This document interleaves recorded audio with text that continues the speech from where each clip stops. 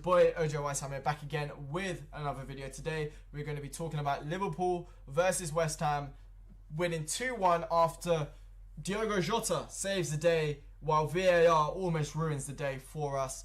After going from 1 goal behind, we ended up getting, similar to last week, winning 2-1 in the second half with Jota getting the winner. It's deja vu, same thing as last week, but just a different team. So let's get started off with the lineup. Big changes, to be honest with you. Few big changes. First of it, well, two really. One of them being Nat Phillips coming into the fold and Curtis Jones going into the midfield as well. Obviously not playing a 4-2-3-1, which we have been playing the last few weeks. We actually went back to the 4-3-3, which is a formation that we've been playing basically throughout the whole of the club tenure. So we went back to the 4-3-3, but Nat Phillips started. He was meant to be sold. He was meant to go out on loan. But in the end, he ended up staying at Liverpool with the Van Dijk injury, with the Fabinho injury, with the Matip injury, and with him not being able to play in the Champions League as he wasn't registered.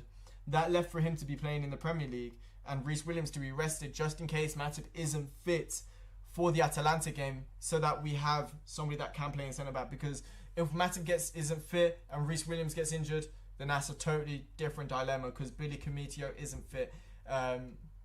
Obviously, there was a few doubts. There was potentially Thiago was in contention to start. However, I do potentially see him starting against Atalanta or Manchester City. Keita, again, wasn't on the bench. He wasn't fit enough. Same with Sikimas as well. I'm probably missing a few players, but that was it. You know, Liverpool had a few injuries, so we had to make do with what we had.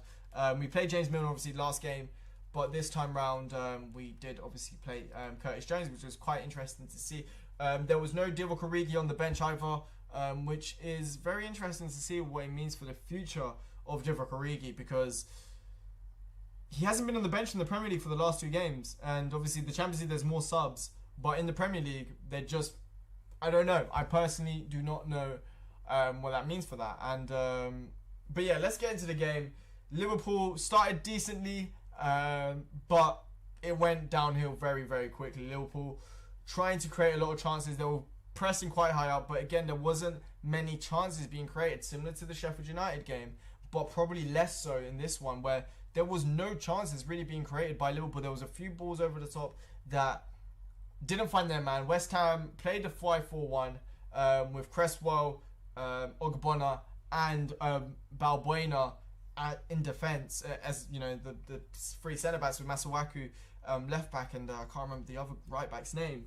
But that was the thing. West Ham knew they knew what they were going to do. They were going to play with the 5 back. In defence, they were very disciplined. 5 back, and then attack. Masuaku would tend to go forward quite a lot, and sometimes Cresswell would go on the overlap, and that's what led to the goal. Now, Liverpool tried to create the ball. They tried passing it from side to side, tried to get crosses in, but it wasn't enough, and that was the issue. It wasn't enough. They couldn't create much. There was a few times where, again, the final ball wasn't there. There was a lot of things that just weren't there that led to, you know, West Ham, you know, not being able to, you know, not conceding. And then the goal came about, which, for me, I don't think was the defence's fault. I personally think it was the midfield's fault. Reason being, if you look at the goal back again, it was, maybe you could put a little bit of fault at Trent. A little bit of fault for maybe not pressing Masuaku as enough. However, I understand why he didn't. So basically, it was a very good counter-attack from West Ham. I think Bowen, I can't remember exactly who gets the ball, but it ends up going to Masuaku. Masuaku, then, this is why I can't really blame Trent this much for the goal. Trent, no, actually, it was Pablo Fornals. Fornals starts the attack. He plays into Masuaku. Masuaku then gets the ball out wide to, well, he sees Cresswell out wide. He's about to cross it in. He stops. Trent realizes Cresswell's on the overlap. He kind of backs off just in case he plays him on the overlap and they're in behind. Then, but as Fornals plays the pass, he makes a run inside the box. Masuaku sees the run of Cresswell, doesn't go for the pass. He ends up going for the cross. It gets cleared by Joe Gomez.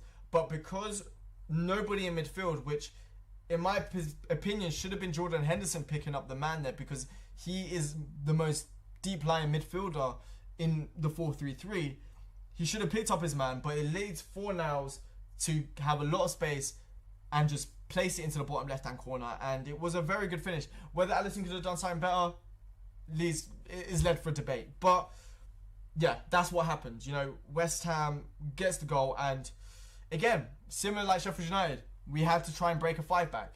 And it wasn't easy. It wasn't easy. And similar to the Sheffield United game, it takes us just before half-time to actually get a set piece. Well, a dead ball situation to actually get the goal. So the goal stems from the ball going from left to right. Liverpool just trying it every single time. Ball getting played from left to right. Trent tried to find Salah in behind. Mane's touch was, Mane had a few times in behind, but his touch was a little bit poor. There was so many chances that Liverpool had where the final ball wasn't there, and we weren't able to create the opportunity. But this time round, we're playing it from left to right, and then Curtis Jones finds Salah in a little bit of space as Masuaku goes inside a little bit, and Salah has a lot of space down that right hand side. So he finds him perfectly. Salah takes a touch, and Masuaku very rashly thinks he can manage to tackle Salah on his touch. But then Salah does very well. He goes very quickly, and then on his touch, takes a little touch away. And as he takes a little touch away, Masuaku just clears Salah's feet, and it's a definite foul. I've seen some people on Twitter say, it's not a free kick, it's not this, it's not that. It is. But that's what ends up happening, and it ends up being a penalty. And once again, Mo Salah, I don't like looking at penalties, but Salah has been clinical this season. He hasn't missed a penalty yet. He took a penalty over James Milner of all people, to be honest with you. And this time round, he smacks it right down the middle with Fabianski going to his left. And it's 1-1, similar to the game against Sheffield United. Gets a goal just before half-time, and it just sets the precedent for the game. But second half comes around, and it wasn't like West Ham didn't have any chances. Main one for me, probably going to, again, Pablo Fornals, who, again, don't know how, but he manages to find a pocket of space after, again, another Masuaku cross. He manages to find a pocket of space, but he leaves an outstretched leg and wasn't able to create anything of it. But there wasn't many chances. As I said, there was a few in the first half. There was one from across from Trent where Fabianski fluffs his lines, really, and wasn't able to catch. He ends up going off his right forearm, but luckily nobody was there. But Liverpool weren't really able to create so many chances, as I was saying. There wasn't really that many chances. Salah had one which was a brilliant ball over the top from, I think it was Trent. Trent played the ball over the top, tried to find Salah, but then Salah takes a really rash shot. He tries to curl it, but then he just ends up just hitting the outside of the boot, and then it just ends up going out and wide. Henderson had a good chance in the first half as well, after a massive kerfuffle between Sadio Mane and Salah, but then Salah gets the ball, plays it back into Henderson. Henderson tries to go to curler, similar to the one against Brighton last season, but this time round he ends up trying to go to the nearer post from about 25 yards out. And there was a few chances that we had, but Liverpool looked much better again in the 4-2-3-1. But when we were chasing the game, we brought in Shaqiri, the power cube, and Jota, the shotter, and we looked so much better. Firmino came off, and I believe Curtis Jones came off in the end. But we had a few chances before that, as I mentioned. But there wasn't much being created. We had a few, but there wasn't much being created. There was a lot of Joe Gomez had the ball, then we were playing out wide to Robertson, then Gini Wijnaldum and Henderson would get a little bit of the ball. They would try and create something, but then sometimes the pass was a little bit off. There was actually one where Sadio Mane does very good, because I thought in his first half the touch was not there, but then in the second half he does this brilliant interplay on the left hand side. He manages, similar to what Sterling did for the goal that they scored against Sheffield United today. He does a little 1-2, a little La Croqueta kind of, not La Croqueta, but a little 1-2 shimmy, plays it into Salah, but then Salah's pass is a little bit weak, and it ends up just being cleared, and that was really the story of the game. And then Jota comes on, and so does Xherdan Shaqiri, and straight away Xherdan Shaqiri wins a free kick. It was all good, and then the goal, which again started from Xherdan Shaqiri in my opinion, where West Ham get on the attack and start causing Liverpool a little problem, and then the ball gets cleared out. Xherdan Shaqiri gets the ball.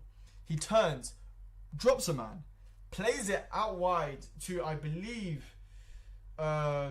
who was it now? I believe it was I think it was Andy Robertson. Wait, was it Andy? No, it was to Jota. Yeah, sorry, my bad. It was to Jota. Yeah, basically what happened, Xherdan Shaqiri floors his man, plays into Jota. Jota drives through. Bowen's trying to catch his man, who was, by the way, very good throughout the game. Bowen tries to catch Jota. Jota just breezes past him. And then as Bowen looks like he's going to foul him, Jota cuts it back into Sadio Mane. I don't know if it was a shot or a cross, but he tries to cut it back. He goes for the Sadio Mane goes for the shot. Then Sadio Mane tries to go for the rebound. So does Ogbonna, and so does Fabianski. Then the ball goes, nobody gets to the ball. It goes to Jota, and Jota gets his goal. I was celebrating. I was like, yes, this, that, and the other. Then VAR comes along. And once again, now you guys down in the comment section, you guys in the chat, you guys let me know what you think. Personally, I don't think it was a foul. Reason being, I'm going to say my reasons why now. It was a 50-50. I think, so basically what happened, Mane takes the shot. Fabianski saves it. But he parries it, basically. But he parries it very centrally. As he parries it centrally, Ogbonna, Mane, and Fabianski will go for the ball. As they go for the ball, Ogbonna goes for the slide tackle. So does Sadio Mane. Both studs up. However, the referee gives it as a foul on Sadio Mane. However, I just think it's 50-50.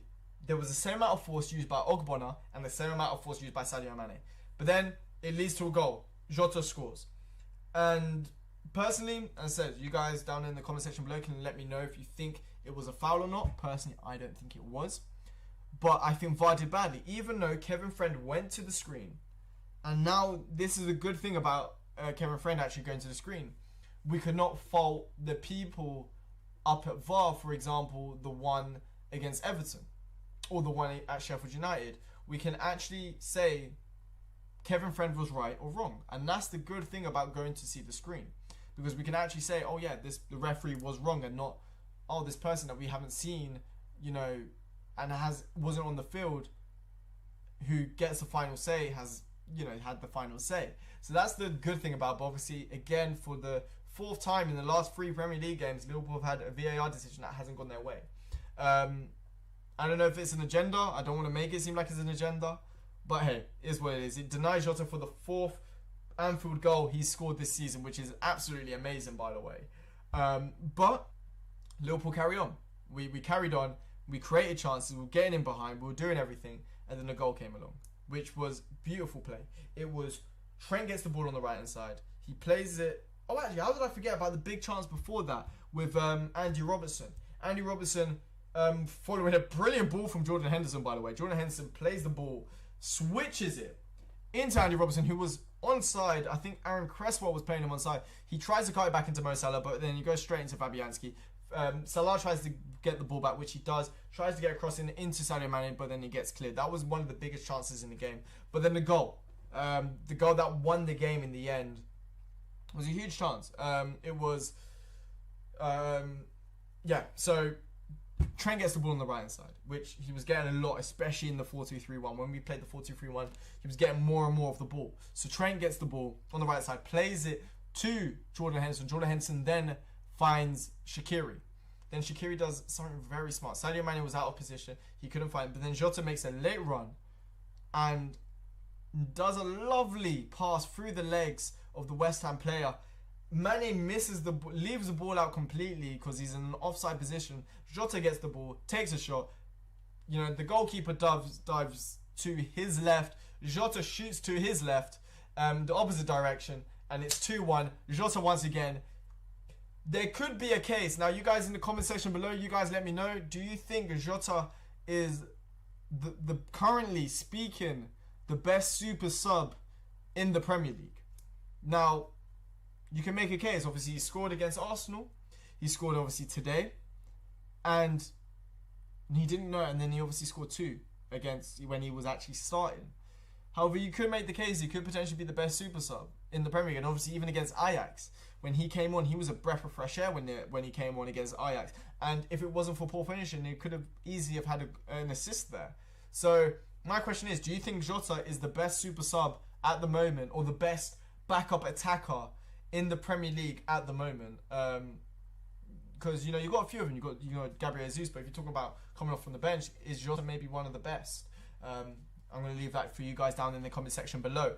But in the end, Liverpool had a few nervy moments, but, towards the end, Nat Phillips was able to win a header, and he was actually very, very good today. I'm going to get into the player ratings. But yeah, and then we ended up winning a goal kick after Buffal does a poor cross, and it ends up being a goal kick for Liverpool, and then that was the end of the game. Liverpool could have maybe got a goal, and another goal, I'm not too sure. If VAR went the other way, we don't know. But let's get into the player ratings now. Let's start with Alisson. I'm going to give him a 7 out of 10. Reason being, I thought maybe he could have done better for the goal. I thought maybe he could have get a good hand onto it, but I don't know if it was a good finish or he could have done a little bit better. Then right back Trent. I thought he had a good game today, to be honest with you. I thought defensively he was actually sound. There was a lot of times where he was in 2v1 situations. Sometimes even 3 with Pablo Fornals. There was sometimes where he was in a 3v1 situation with Pablo Fornals, Cresswell, and Masuaku, who was very dangerous a lot of the game. I thought he had a good game. He intercepted well. He created chances whenever he could. I thought he had a good all-round performance. So for me, Trent is going to get a 9 out of 10. Nat Phillips, you know what? He had an average performance, but for the fact that he's playing his first Premier League match, I don't even think it was average. I thought it was just a good performance. I can't even say average. I thought it was a good performance. But just for the circumstances, bro, I've got to give him a 10 out of 10 for that. I rate it. I rate what he did. So 10 out of 10 there for Nat Phillips, man. My guy. Filling the role, did very well. Wasn't at fault for the goals. Kept Haller in his back pocket. Haller tried, you can tell from the first minute, Haller was trying to target Nat Phillips, but Nat Phillips wasn't having any of it. From the first minute, he won the header, and he was winning headers from the first minute to the last. He was absolutely brilliant. Joe Gomez, brilliant as well. Maybe his clearance could have been a bit better for the goal, but again, I thought all around he was brilliant. His passing today was actually exceptional, in my opinion, as well. I thought his passing was actually very good today. Created a few chances.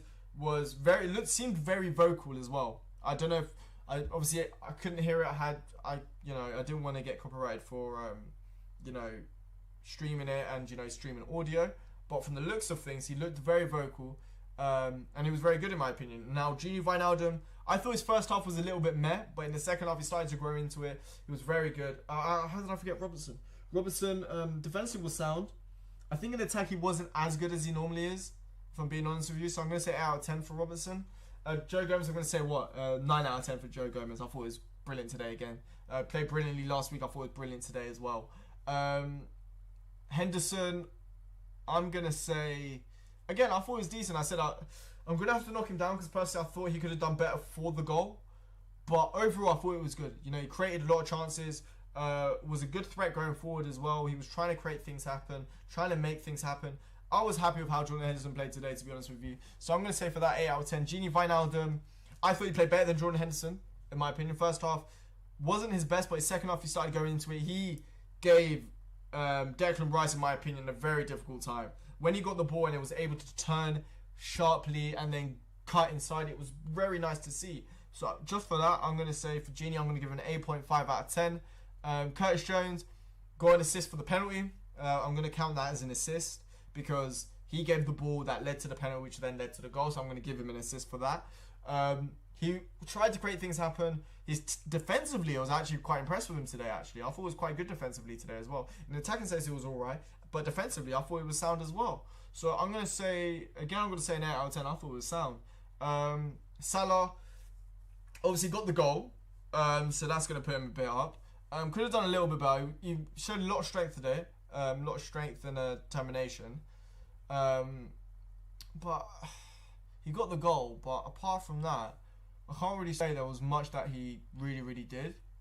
So, but I'm going to give him an 8.5 out of 10. Sadio Mane, if it was for his first half, I thought it was dreadful. I'm going to be honest with you. His first half was not good.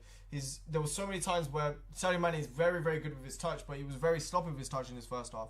But in the second half, he started getting to it. It was much better. Was very unlucky with the goal that ended up getting disallowed because, it was a good save from Fabianski, and then obviously it didn't lead to a goal whatsoever because the VAR disallowed it for the foul. But I thought it was good all around, especially in the second half. So I'm going to say an 8 out of 10 for Sadio Mane because I thought they had similar levels of performance as Salah and Mane, but obviously Salah got the goal today. Firmino, he wasn't really that involved, to be honest with you. He gave away a few fouls as well, but he wasn't really too involved in today's game. So I'm going to say a 7 out of 10 for Roberto Firmino. Jota, super sub out of 10, bro. He's absolutely insane. He is Jota the Shotter. It's just ridiculous. I love the player. He's absolutely amazing. I just love him. I've got to be honest with you. He's absolutely brilliant. So for that, I'm gonna say a solid. What should I give? I'm gonna give 9 out of 10 because he got 2 goals, but they should have counted. We ended up getting 1. 4 goals at Anfield already this season. Yeah, I'm gonna give him a 9 out of 10. Absolutely brilliant there from Diogo Jota. Shaqiri came on as well. I got an assist. Did very goal for the disallowed goal and the goal that came on. He was involved quite a bit. I'm going to give him an 8 out of 10 as well. I thought he was very good today. And then finally, James Milner controlled the game. You know, James Milner doing what James Milner does. But good game all round, to be honest with you. We ended up getting a win. It was a bit scrappy. VAR screwed us. Jota saved us. That's all I've got to say about that. But if you guys did like this video, please make sure to smash that like button. Also subscribe if you guys are new to the channel as well. That would be much appreciated. But I'm going to leave it on that note. It's your boy Joe Sam. I will be streaming some foot champs later. But yeah, I'm going to leave it on that note. It's your boy Joe Sam here. Stay safe. And I hope you guys have a very nice day. See ya.